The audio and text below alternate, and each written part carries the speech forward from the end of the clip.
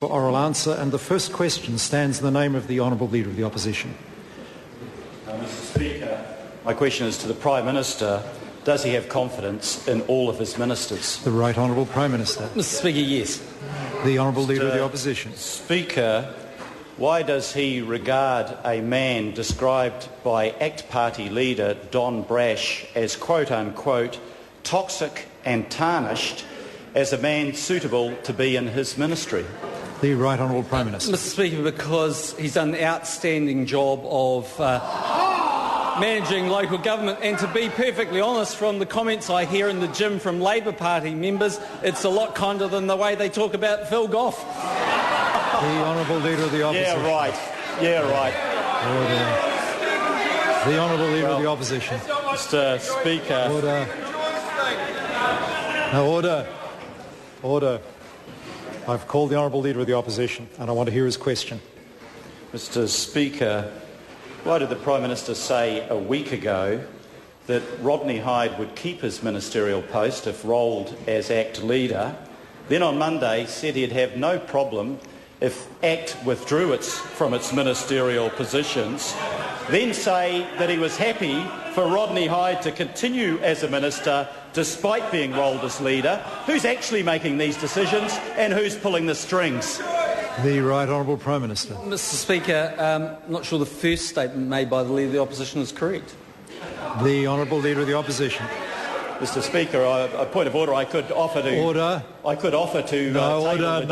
Order. That is not a point of order. Now, the Honourable Leader of the Opposition on a supplementary Mr question. Speaker, I seek to table the documents on which those quotes were based. They are, of course, from the news media. Order. The Honourable Leader of the Opposition must identify the document. Oh, it's from the newspaper, the daily newspaper. Order. We're not going to be... That's right, isn't it? Order. Now, look, we're not going to carry on like this. Members have had a bit of... let off a bit of steam here, but we don't table things from newspapers. The Honourable Member is perfectly entitled, though, to ask a further supplementary question. Point of order, the Honourable Trevor Mallett. Mr Speaker, yesterday and today I think have highlighted a problem that we are getting into because we now have the Prime Minister denying reports. Order. Mr Order. Speaker. No, the member will... Well, he can't say... Order. And there'll be no interjection while I'm on my feet. The member knows that is not an issue of order. The Prime Minister is perfectly entitled to deny matters. He can be questioned further on those denials. He leaves himself open to questioning, but that is absolutely within his rights and within the standing orders. The Honourable Leader of the Opposition. Point of order, the Honourable Trevor Mallett. Mr Speaker, I think where it's a matter of fact, opinion or misreporting, that's right. But where something is printed... Order. The member is staying to now argue with the chair, and he cannot do that. And there won't be any comment on my right. But this is question time. Members ask questions, ministers answer them, and the Prime Minister disputed a fact contained in and a supposed fact contained in the question asked. A minister's entitled to do that, and that's why we have further supplementary questions to dig into that specific aspect of it if the member wishes to further. The Honourable Leader of the Opposition. Point of order, the Honourable Clayton Cosgrove. Sir, I have a question for you. Given that the Prime Minister, as you've rightly said... Order. Excuse me, I have a question. Order. No. The member resume his seat. Members don't have questions for the Speaker. Under points of order, they raise issues of order in this House. Now, if the member has an issue of order, I want to hear it very quickly. The Honourable Clayton Cosgrove. Point of order, I'll rephrase my language. Sir, you have said that the Prime Minister has a right to refute, sure, but how does a member then defend his own honour and his own word when you've denied him the right to produce the evidence in the form of, it may be a press statement, but you say that he must chew up his own supplementaries in order to defend his own honour and his own word? The member will resume. At the moment he can resume his seat. We're not getting anywhere here. It is the whole idea of supplementary questions to enable to dig into the answers given. That is the whole idea of supplementary questions. If the Prime Minister has answered incorrectly, it's a wonderful opportunity for the member, the Honourable Leader of the Opposition, to dig into that, put more heat on the Prime Minister and test him further on the accuracy of his answer. And that is what question time is all about. The Honourable Leader of the Opposition. Mr Speaker, did the Prime Minister say from London, as quoted on the Herald website, that ACT matters are for the party, but added that Mr Hyde would keep his ministerial posts if he was rolled as ACT leader, And if he did say that, why did he just deny it? The Right Honourable Prime Minister. No. The Honourable Leader of the Opposition. Mr. Speaker. Honourable Order. Mr. Speaker. The Honourable Leader of the Opposition. Mr. Speaker, is it appropriate for decisions around who serves in the ministry that he heads to be made by a man who is not even in Parliament?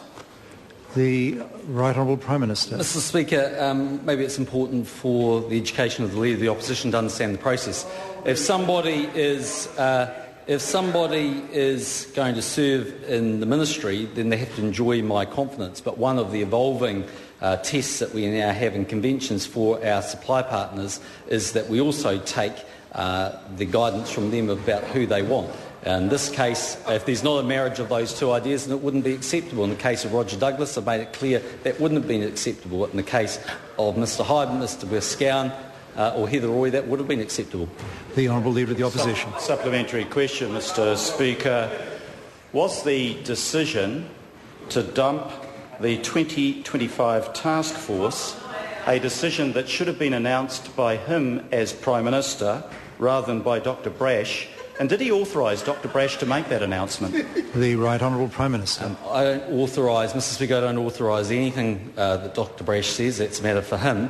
In terms of the earlier one, I think my comments were reported a few weeks ago that I thought that the 2025 task force had run its course just as Mr Goff's leadership has run its course.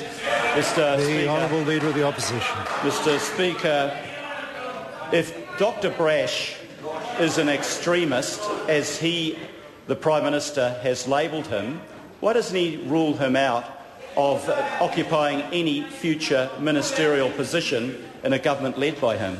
The Right Honourable Prime Minister. Mr Speaker, the point I've made is that ACT holds some extreme views, and that is quite within their right and entitlement to do so. That doesn't rule them out of being in the potential government with National. The Honourable Leader of the Opposition. Speaker, why did the Prime Minister yesterday hold the signing of his new confidence and supply agreement with Dr Brash in secret, refusing to allow the media to participate in the occasion? The Right Honourable Prime Minister. It wasn't in secret. I actually told the media at my post-cabinet press conference and confirmed the time on the way to caucus. What is a secret is the list of people who are plotting against Phil Goff. As we know, we don't... Order. No, order.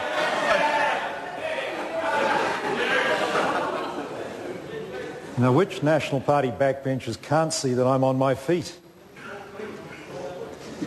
I think... Order.